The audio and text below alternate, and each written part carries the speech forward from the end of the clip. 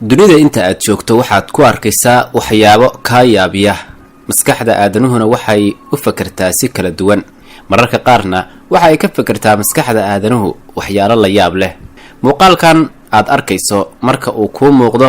waxaad suuraysanaysaa geed ka baxay meel baadiye ah haddiibana maskaxdaada kuma soo dhacayso inuu yahay guri uu ku nool yahay qof bini aadam ah waa guri laga sameeyey geed qodaxeed waxa uu ku yaalaa magaalada Garowe waxaa dhistay oo ku nool Cabdi Catoosh Maxamed gurigan korka waa ka geed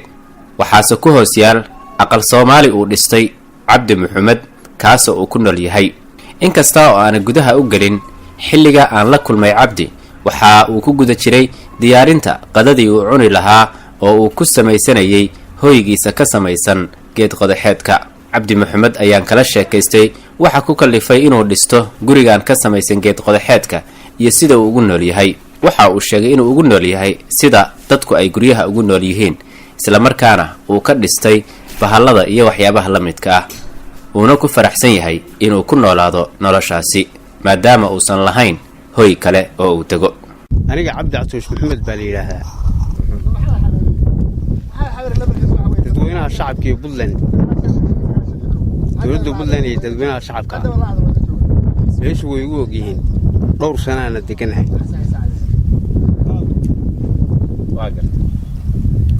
ilaahayna waa nagu nabad bariyay muwaadin dalka u dhashayna waa ahay waa sidoo waa nabad qaabkee u dhistay gurigan geed ka samaysan hadii dhaqankeena way dhurwaa baan ka galay macnaha meeshu waraabi leedahay kawaan baa ka furan hooyina meli marka hooyiga halkan baan ka samaystay waayo bahalka noolba dhulku galaa oo hooy ka dhigtaa ilaahayna waa nagu nabad geliyay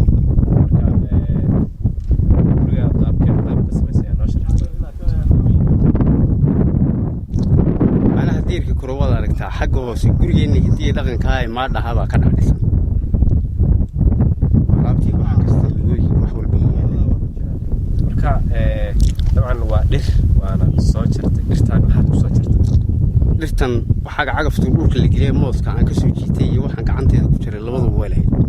labadaas ay ka koobantay waa sida marka ka waran roobka iyo qorraxda iyo cadceedda iyo dhaxantii see kaaga celiyaa roobku wuu celiyaa gurigi ma dhahay hadii dhaqankaana haba ka dhaxlaysan oo bacdu saarantay deegan korona hadii waa buujeedaa libaax mu mari karo waka halkaan ku hooyaa halkan baa hooyaa ku noosha yaa ku walaal nafteedu baa ku nool naf kale tee ilaahay marka cuntada iyo noloshaada iyo waxaaga halkaan ku haysan halkan bay haayo marka maxaa dareemaysaa bal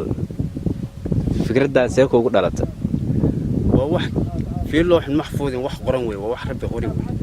وح ربي قري لما داف كرو بلنا يقوم هيسوا كبر واقيسنا واسو وانا